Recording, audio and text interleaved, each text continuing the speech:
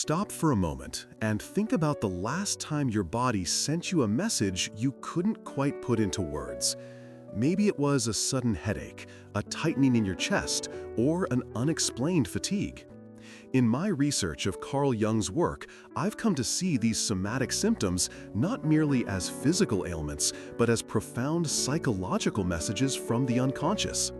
Jung revealed to us that the body and psyche are deeply intertwined, and somatic symptoms often emerge when emotions or conflicts remain unacknowledged.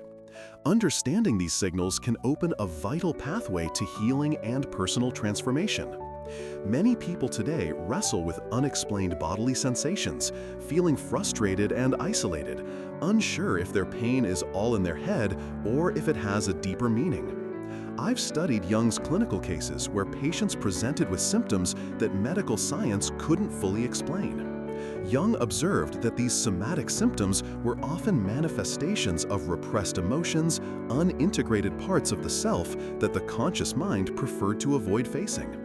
This insight is urgent right now because our modern lifestyle tends to separate mind and body, making us ignore important messages that can guide us towards wholeness. In my journey exploring Jung's thinking, I've discovered his revolutionary concept of the psychosomatic connection. He proposed that the unconscious communicates with us through symbols and symptoms, and the body becomes a canvas for psychological conflicts.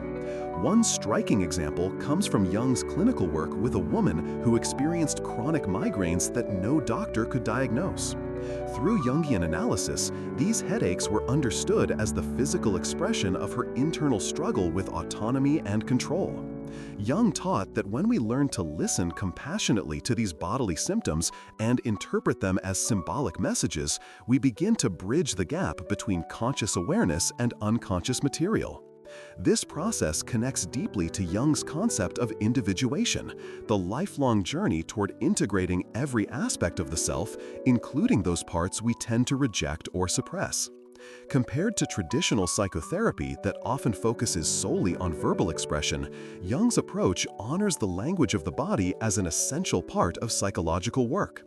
In modern life, this can manifest as recurring tensions in the shoulders, symbolizing suppressed anger, digestive issues linked to anxiety, or sudden fatigue signaling emotional overwhelm. Recognizing these patterns invites a powerful psychological curiosity.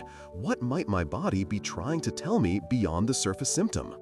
To work practically with somatic symptoms following Jung's wisdom, I guide people to start by cultivating mindful awareness of their bodily sensations without judgment.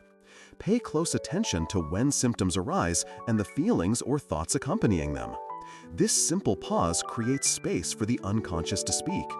Next, I encourage a journaling practice or dialogue with the symptom, as if it were a character communicating a message. Questions like, "What does this pain want me to know?" or "Which part of myself feels neglected?" can initiate meaningful reflection. Jung also developed active imagination techniques, which allow a person to enter into a creative dialogue with the symptom, exploring its symbolism through imagery, drawing, or movement. These practices foster a real integration of body and psyche, moving beyond avoidance into conscious relationship. Importantly, Jung believed in the potential for healing rooted in acceptance and compassion towards oneself. Understanding that these symptoms are not enemies but allies offering insight can shift one from fear or frustration to empowerment. If you approach your somatic symptoms as vital psychological messages, you step onto the path of individuation, embracing a wholeness that honors both mind and body. To summarize Jung's profound insight, the body often speaks what the conscious mind cannot yet hear, and attending to these messages opens transformative possibilities for growth and healing. Imagine the power of responding to your next physical symptom not with resistance but curiosity and kindness.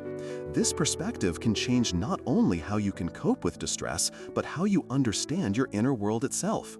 Tomorrow, we will delve into the question of what is the role of ritual in modern psychological life. Because Jung believed that ritual creates a sacred container for our unconscious processes and bodily experiences to emerge safely. Understanding ritual through Jung's lens is essential for deepening psychological integration and honoring the messages our bodies send us. If you're finding value in this exploration, please like this video, share your thoughts, and subscribe to continue this journey with me into Jung's timeless wisdom.